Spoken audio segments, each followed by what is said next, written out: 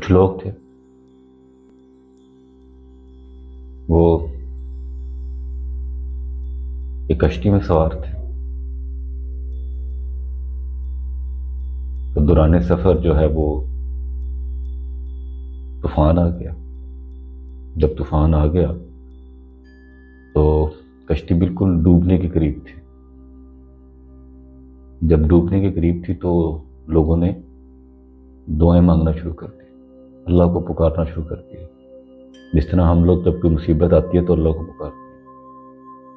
जब जिंदगी में आसानी होती है तो हम मज़े से चल रहे होते हैं, हम समझ रहे होते हैं कि सारी आसानी है, सारी कामयाबी मैंने हासिल की हैं।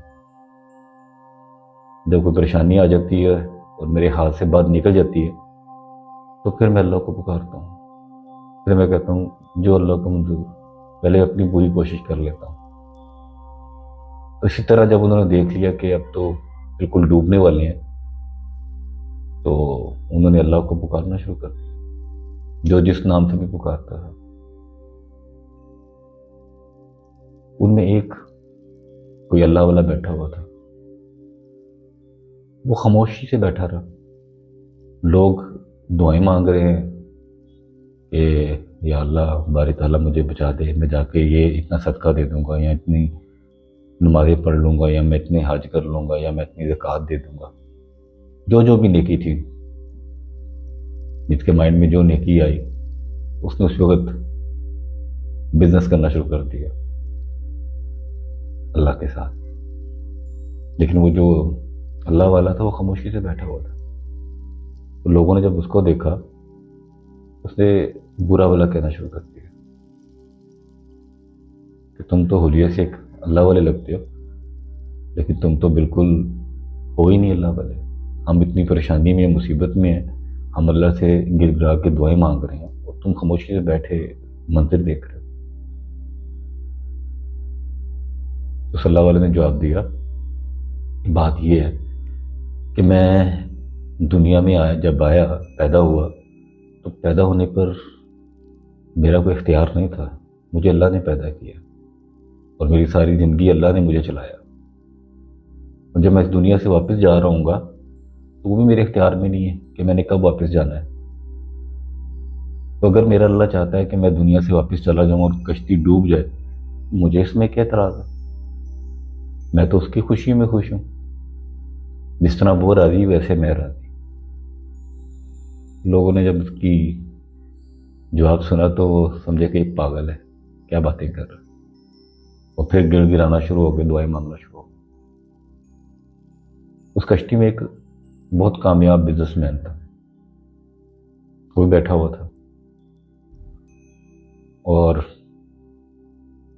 उस कश्ती में उसने अपनी कुछ कीमती चीज़ें भी उसके साथ थी। समझ लें कुछ कीमती पत्थर होंगे, कीमती चीज़ें होंगी, सोना होगा, जो भी चीज़ समझ लें। जब उसने महसूस किया कि अब तो बिल्कुल डूबने वाले हैं और ये जो मेरी दौलत मेरे साथ है ये भी ख़त्म हो जाएगी अगर डूब गया सब कुछ, तो उसके पास एक पैलेस था, जो उसका महल था, जो बहुत फेमस था। इर्द गिर्द वाले जितने लोग थे सब जानते थे कि इसका पैलेस जो है वो वहाँ के बादशाह से भी के भी पैलेस से भी ज़्यादा खूबसूरत है। और बादशाह ने कई दफ़ा कोशिश की कि वो उससे वो पैलेस ले ले, लेकिन वो बेचता ही नहीं था किसी को। जब उसने ये सिचुएशन देखी कि कश्ती डूब रही है तो उसने कहा कि मैं भी बिजनेस क्यों ना कर लूँ अल्लाह से।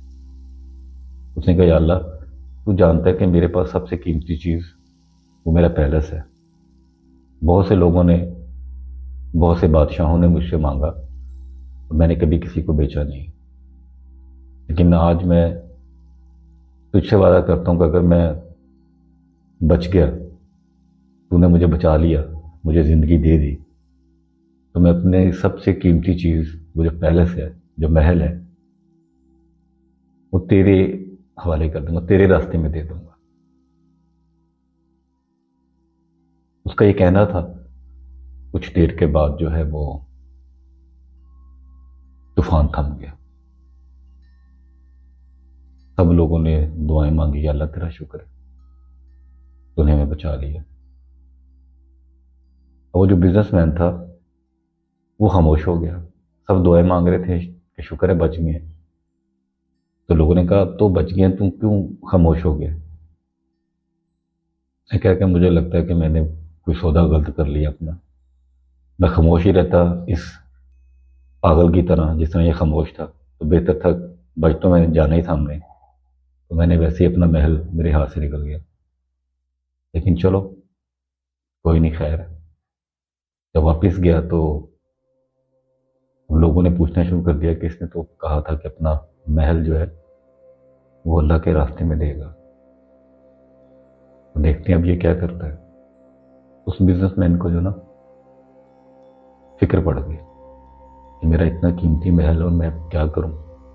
लेकिन मैंने अब सबके सामने एक कमिटमेंट की है, और अगर मैं कमिटमेंट पूरी नहीं करूंगा तो लोग तो मेरे मुझ पे एतबार नहीं करेंगे फ्यूचर में।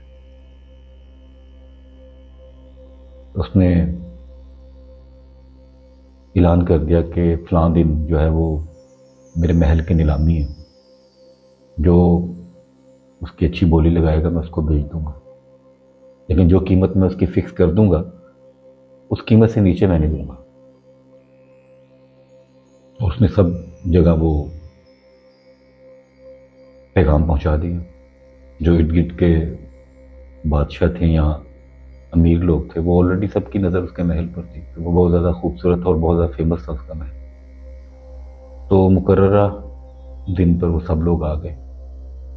जब सब लोग आ गए तो उन्होंने देखा कि महल उसका बहुत खूबसूरत सा महल था, वाइट मार्बल का बना हुआ। और उसके मेन डोर के साथ एक पिलर था। उस पिलर के साथ उसने एक वाइट कैट, अपनी बिल्ली जो थी, उसको बांधा हुआ था। और जब उसकी नीलामी स्टार्ट हुई तो उसने कहा कि बात यह है कि ये सब लोग आप जानते हैं कि ये महल मुझे कितना कीमती था, लेकिन मैं आपको बता दूं इस महल से भी ज़्यादा कीमती ये बिल्ली थी मेरे लिए, जो मेरी बहुत ज़्यादा पालतू और मेरी बहुत ज़्यादा फेवरेट है और मेरी बहुत ज़्यादा करीब है। तो जब महल नहीं रहेगा तो ये बिल्ली भी मेरे साथ नहीं रहेगी। मैं इन दोनों को एक साथ बेचूंगा, लेकिन शर्त मेरी ये है कि जो भी खरीदेगा इन दोनों को एक साथ खरीदेगा।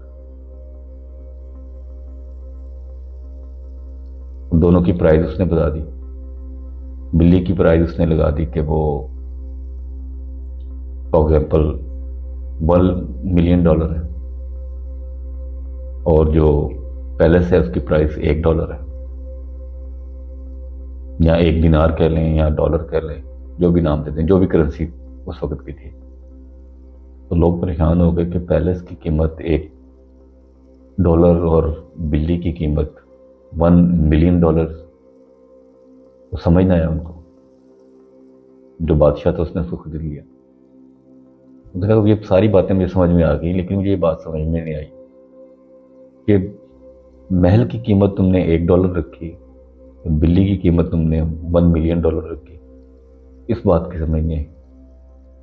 उसने कहा बात यह है कि मैंने अल्लाह के साथ बिजनेस किया था, तो मैं बहुत बड़ा बिजनेसमैन हूँ। मैंने कहा था कि मैं अपना पैलेस जो है वो अल्लाह के रास्ते में दूंगा।